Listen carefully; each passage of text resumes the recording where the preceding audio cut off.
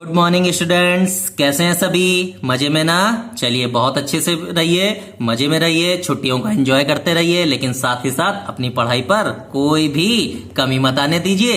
आज हम आपके साथ एक और बहुत धमाकेदार वीडियो लेकर उपस्थित हुए हैं और वो वीडियो हमारे लिए बहुत इंपॉर्टेंट भी है क्योंकि ये टॉपिक हमसे बहुत पूछा भी जाता है। न्यूमेरिकल के लिए इनके फॉर्मूले भी बहुत हमारे इंपॉर्टेंट होते हैं। तो आइए चालू करते हैं। हमारा टॉपिक है electric field due to two infinite parallel sheets of charge. अभी तक हमने पुरानी टॉपिक्स में याद करिए, हमने पढ़ा था कि हमारा कोई एक कंडक्टर था, उसके लिए हम लोगों ने निकाली थी, लेकिन कहीं पर भी अभी तक हम लोगों ने दो पैरेलल शीट्स के लिए इलेक्ट्रिक फील्ड नहीं निकाली है। तो आइए इस वीडियो में हम बात करने जा रहे हैं कि दो अगर हमारी पैरेलल शीट्स हैं तो उनके लिए हम इलेक्ट्रिक फील्ड कैसे निकालेंगे। आइए देखते हैं, बहुत सिंपल सा टॉपिक, बहुत मजेदार टॉपिक। तो देखते हैं कि हमारे पास क्या है कि दो पैरेलल शीट्स हम लोगों ने ले ली और दोनों के लिए सरफेस चार्ज डेंसिटी हमने पहली वाले के लिए मानी सिग्मा 1 और दूसरे वाले के लिए मानी हमने सिग्मा 2। अब यहां पर ध्यान देने वाली बात क्या है कि हम अभी फर्स्ट केस में बात कर रहे हैं, तो अभी हमने यहां पर फर्स्ट केस में दोनों शीट्स क्या है, पॉजिटिव लेकर चल रहे हैं।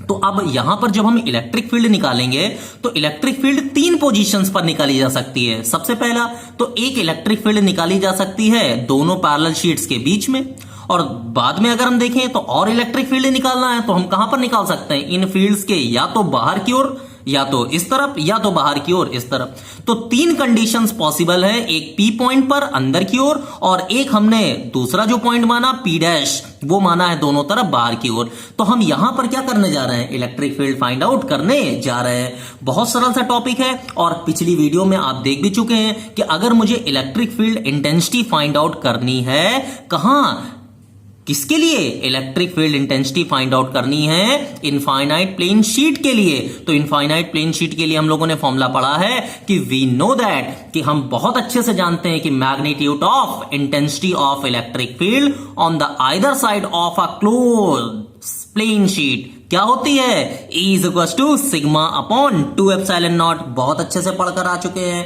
हम लोगों ने पढ़ी थी गॉस थ्योरम की सेकंड एप्लीकेशन, बहुत इंपॉर्टेंट थी।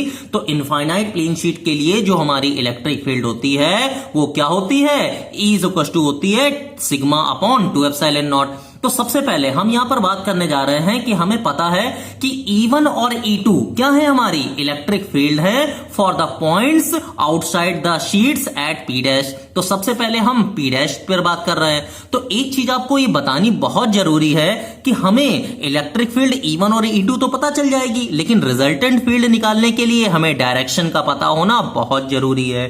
तो अगर हम सबसे पहले P डैश पॉइंट पर बात करें तो ये पॉजिटिव शीट है, इलेक्ट्रिक फील्ड पॉजिटिव चार्ज के लिए क्या होती है, प्लस चार्ज से बाहर आगे की ओर होती है। तो देखिए पहले वाले के लिए मैंने मानी, इसके लिए इलेक्ट्रिक फील्ड E1 है, इसके लिए E2 है। तो E1 की डायरेक्शन प्लस से दूर, मतलब इससे दूर बाहर की ओर, E2 की डायरेक्शन इस प्लस से दूर, तो हमें इधर भी बाहर की ओर माननी पड़ेगी। तो हमें यह पता चल गया कि P डैश पॉइंट पर E1 और E2 सेम डायरेक्शन में है। अगर वहीं पर हम इधर बाहर की ओर बात कर ले तो यहां पर भी देखिए कि E1 प्लस चार्ज से दूर, हमें बाहर इधर की ओर दिखाना पड़ेगा, ठीक है ना। E2 यहां पर देखिए इस प्लस चार्ज से दूर, हमें फिर से बाहर की ओर दिखाना पड़ेगा। तो हमें यह क्लियर होकर आ गया कि P डैश पॉइंट जो आउटसाइड ऑफ द प्लेट है, यहां पर इलेक्ट्रिक फील्ड सेम डायरेक्शन में तो है, लेकिन कहां पर, बाहर की ओर आ रही है। तो P डैश पर जब भी हम इलेक्ट्रिक फील्ड निकालेंगे तो हमें E1 प्लस E2 करना होगा। वही अगर हम अंदर की ओर बात करें कि अंदर पर पॉइंट P पर बात कर रहे हैं, तो पहली वाली शीट के लिए electric field E1 plus charge से दूर, यानी कि इससे दूर, तो E1 देखिए इधर की ओर हो गई। अब इसी पॉइंट पर E2 की डायरेक्शन इस प्लस चार्ज से दूर, तो हमें इधर दिखानी पड़ेगी। तो अब देखिए E1 और E2 क्या हो गई हैं, अपोजिट डायरेक्शन में हो गई हैं। हो गया टॉपिक, बिल्कुल खत्म, सिंपल सा, कि यहां पर P डैश पॉइंट पर इलेक्ट्रिक फील्ड सेम डायरेक्शन में है, हमें E1 प्लस E2 करना है, और यहां पर अपोजिट डायरेक्शन में है, हमें क्या करना है, E1 माइनस E2 करना है। बस खत्म हो गया टॉपिक। तो हम लोग यहां पर बात कर रहे हैं कि हमें पता चल गया कि net electric field E is equal to क्या होती है, सिग्मा अपॉन 2 एप्सिलॉन नॉट होती है। तो अब अगर हमें resultant electric field find out करनी है तो सबसे पहले हम E1 और E2 की वैल्यूज निकाल लेते हैं। आइए देखते हैं कैसे निकालते हैं। तो सबसे पहले हम लोग जानेंगे फर्स्ट शीट के लिए E1 इज इक्वल टू क्या हो जाएगा, सिग्मा 1 अपॉन 2 एप्सिलॉन नॉट, क्योंकि पहले वाले के लिए सरफेस चार्ज डेंसिटी हमने सिग्मा 1 मानी है। फिर ये कहां से हो जाएगी, अवे फ्रॉम शीट 1। ऐसे ही E2 की value sigma 2 upon 2 epsilon not, ये भी दोनों बाहर की ओर।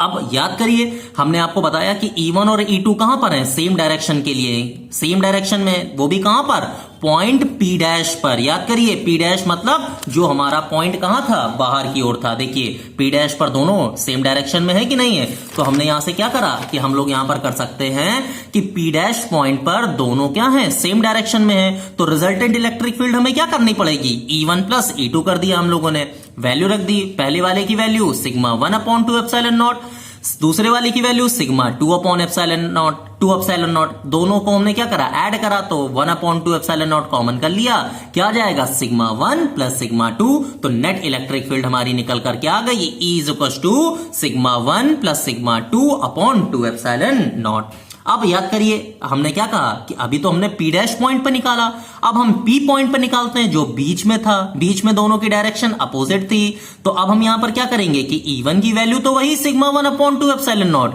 E2 की वैल्यू भी सिग्मा 2 अपॉन 2 एप्सिलॉन नॉट, लेकिन एक क्या था, अवे फ्रॉम शीट 1, दूसरा क्या था, टुवर्ड्स द शीट 2।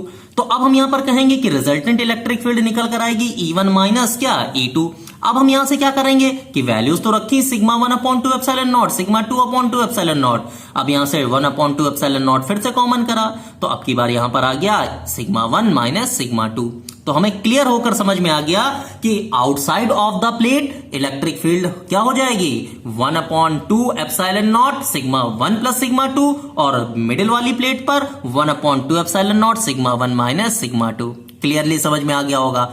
अब समझिए ये तो हमने केस तब सॉल्व करा जब दोनों प्लेट्स हमारी क्या थी, पॉजिटिव थी। लेकिन इन केस अगर कहीं पर दोनों एक भी प्लेट्स में पॉजिटिव दोनों ना होकर एक निगेटिव हो गई, तब क्या होगा, आइए देखते हैं। बड़ा सरल सा सिंपल सा टॉपिक कि इसी का केस नंबर 2।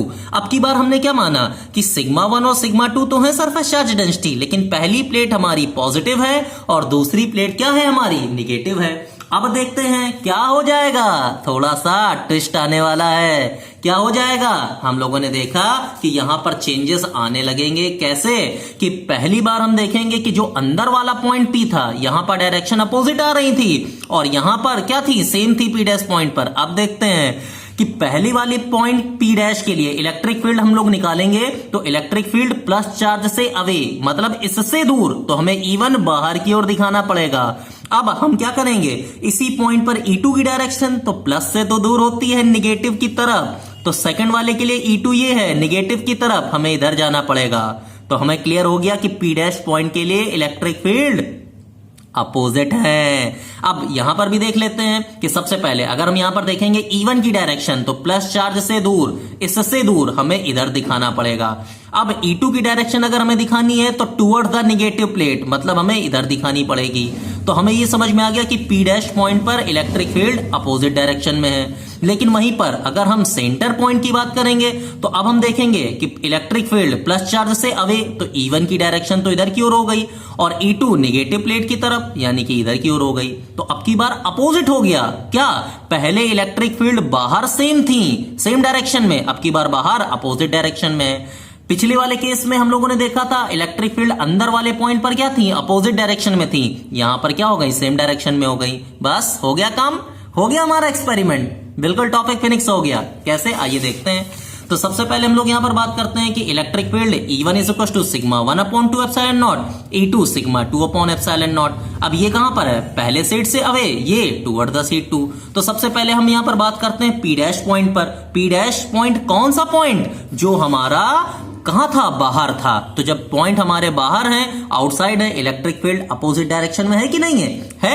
तो बस हम लोग ये तो जानते ही हैं कि जब इलेक्ट्रिक फील्ड हमारी अपोजिट डायरेक्शन में है तो हम नेट इलेक्ट्रिक फील्ड कैसे निकालते हैं P डैश पॉइंट के लिए, E is equal to E1 minus E2। क्या कर देंगे हम, सिग्मा 1 अपॉन 2 एप्सिलॉन नॉट पहले की वैल्यू, दूसरे की sigma 2 upon epsilon naught, common कर लिया 1 अपॉन 2 एप्सिलॉन नॉट, क्या गया, सिग्मा 1 माइनस सिग्मा 2। तो ये नेट इलेक्ट्रिक फील्ड निकल कर आ गई outside of the point, that is P dash. दूसरा पॉइंट अगर हम यहां पर बात करें कि अब हम इनसाइड ऑफ द प्लेट यानी कि अंदर वाले पॉइंट P पर बात करने जा रहे हैं, तो अंदर देखिए इलेक्ट्रिक फील्ड सेम डायरेक्शन में है और हम जानते हैं कि अगर इलेक्ट्रिक फील्ड सेम डायरेक्शन में है तो क्या करना है हमें कि दोनों के लिए electric field E is equal to E1 plus E2 करना होगा। दोनों की वैल्यूज रखी, sigma 1/2 epsilon naught, sigma 2/2 epsilon naught. क्या करा, E is equal to 1/2 epsilon naught common कर लिया, तो यहां से क्या आ जाएगा, सिग्मा 1 प्लस सिग्मा 2 हो गया। यही तो हमारा एक्सपेरिमेंट था।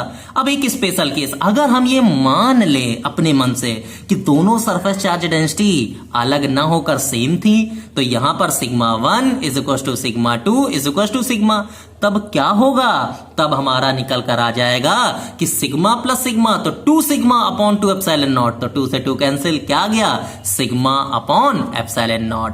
तो ये था हमारा टॉपिक, दो इनफाइनाइट पैरेलल शीट्स के लिए इलेक्ट्रिक फील्ड डिफरेंट पॉइंट्स पर।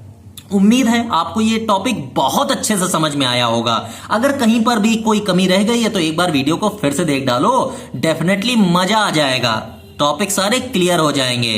तो अब लास्ट में हम एक और टॉप इंपॉर्टेंट प्रॉपर्टी पढ़ेंगे नेक्स्ट वीडियो में, जिसमें स्फेरिकल सेल के लिए इलेक्ट्रिक फील्ड निकाली गई है। ये भी बहुत इंपॉर्टेंट है, लेकिन ये हम देखेंगे नेक्स्ट वीडियो में। और अब इस वीडियो को हम यहीं पर फिनिश करते हैं। Goodbye, tata, take care, पढ़ाई करते रहिए।